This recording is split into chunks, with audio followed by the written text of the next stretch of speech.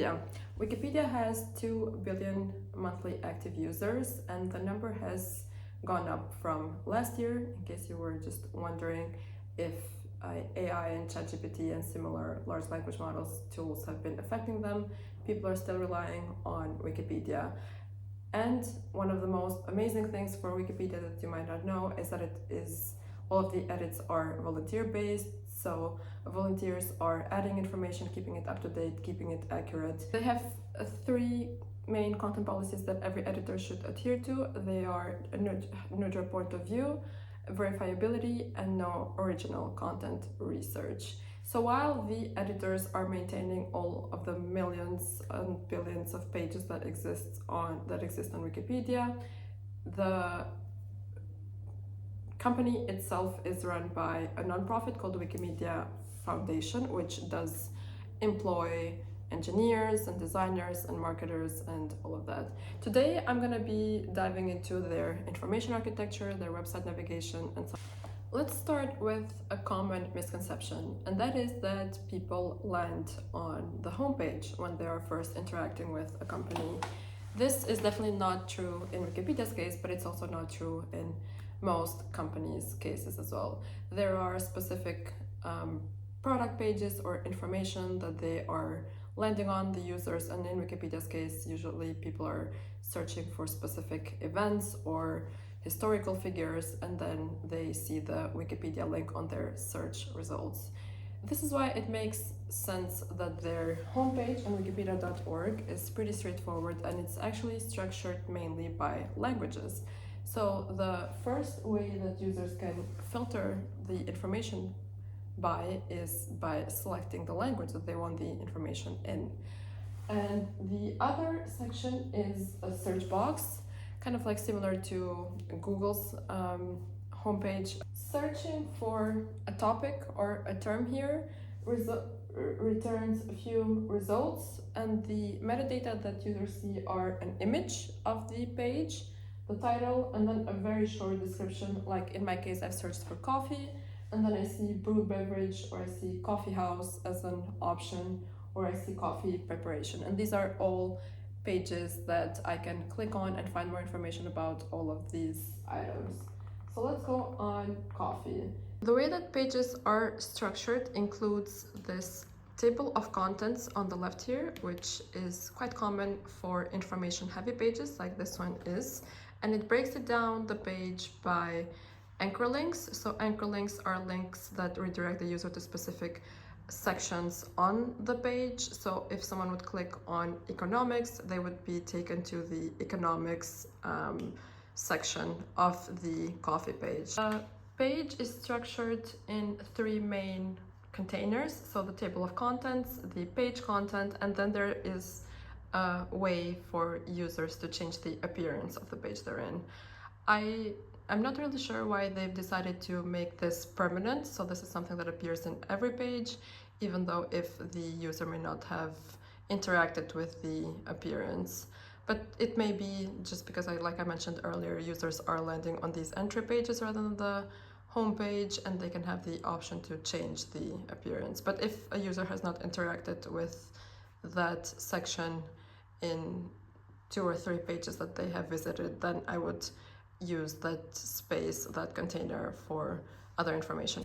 There's a super interesting fact about Wikipedia pages that if you click on the first hyperlink on a page and then you do that on all upcoming pages, you are eventually redirected to a philosophy page.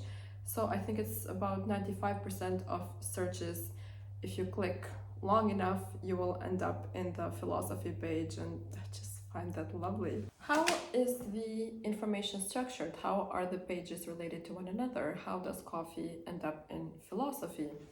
So there are 3 different ways to group information. There are obviously so many more within Wikipedia, but these ones are for pages. And for example, for John Brown's raid on Harper's Ferry, the editors and the users, they all have 3 different ways to find information. They are article, category, and navigation template. So the article page is what you see here. for coffee. The categories are the links included in the article, but they are also categorized by subcategories as well. So in the John Brown's raid on Harper's Ferry example that I mentioned, the subcategories include cultural depictions of John Brown's raiders, people executed in Charlestown, and then Secret Six. And then there are 41 pages in the category for John Brown's raid on Harper's Ferry, including Jefferson County, Secret Six, like I mentioned earlier, Cloud Splitter, The Last Days of John Brown. And then there are navigation templates, which look a little bit like this. The differences between these three different ways of structuring information, while a lot of users are most familiar with this page template or article template from Coffee that you see here, a navigation template is a collection of links on a single topic that can be included in a page. And then the navigation templates exist, but there are less of them than there are categories in general. The navigation template is a better way, according to Wikipedia, to structure links. It's more useful since it allows for nuances. And then templates are more complicated to create than categories. Pages exist more than in one category, and every category is or can be a member of more than one parent category. All of this, if we want to simplify it further, can be broken down into 12 main topics or groupings that are culture and the arts, geography and places, health and fitness, history and events, human activities, mathematics and logic, natural and physical sciences, people and self, philosophy and thinking, religion and belief systems, society and social sciences, and technology and applied sciences. These are also included in content portals, which are another unique way that Wikipedia structures information and makes information available to users. At the time being, there are 550 portals, and within the portals, for example, within culture and arts, this is where the breakdown is happening, which is also known as content modeling or foundational architecture in user experience design, and is part of information architecture. So this is where we would have how the relations are, the hierarchy between groups of items. So for example, in culture and the arts, we would have literature as one of the child items, as is the technical term within culture and the arts. And then within performing arts, we would have film, music, opera, television, theater. We would also have within culture and the arts genres. So this is also something else that is tagged to the culture and arts. And within genres, we have what the genres are. So comedy, myths, speculative fiction. And then within culture and the arts, we also have food, we have recreation and entertainment, we have hobbies, crafts.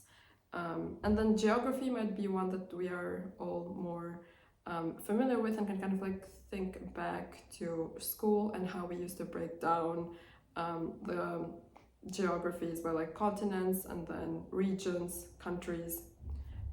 So for example, the continents would include like Asia or Europe or Africa. The regions would be Caribbean, Central America, Latin America, and then the countries are part of a region and part of a continent, so they are child items, as is the technical term that I mentioned. So this generally is all depicted in this content model that depicts the relations between the pages or the items, and then is also used by engineering to make sure that everything maps the way that it should.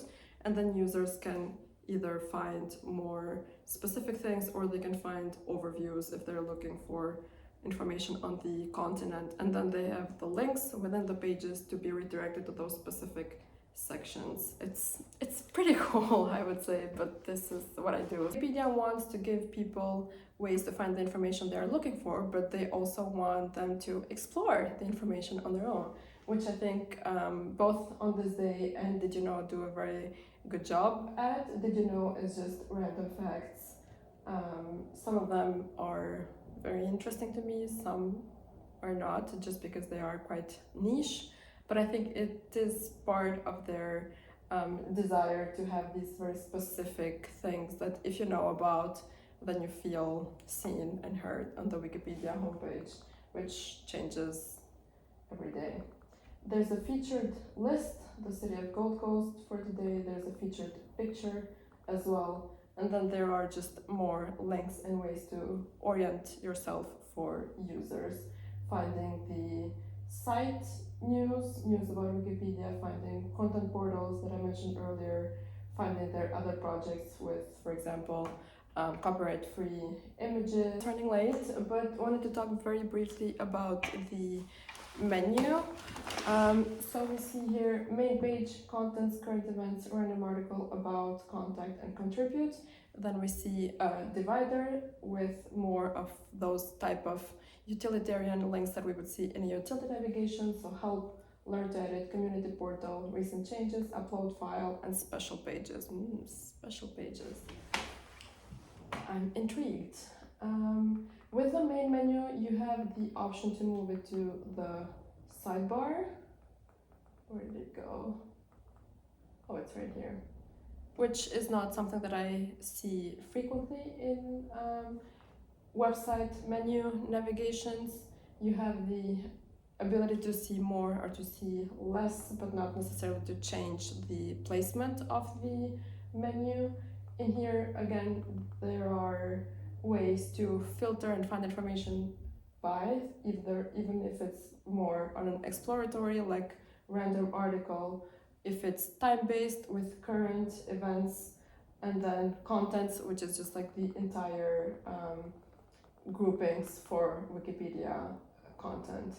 This one is categorized by subject, but I don't necessarily love this way of structuring information because it's just a long list with bullet points, and there may be ways for users to see more at a glance what the subjects are, and to also see more related news or events within the subject.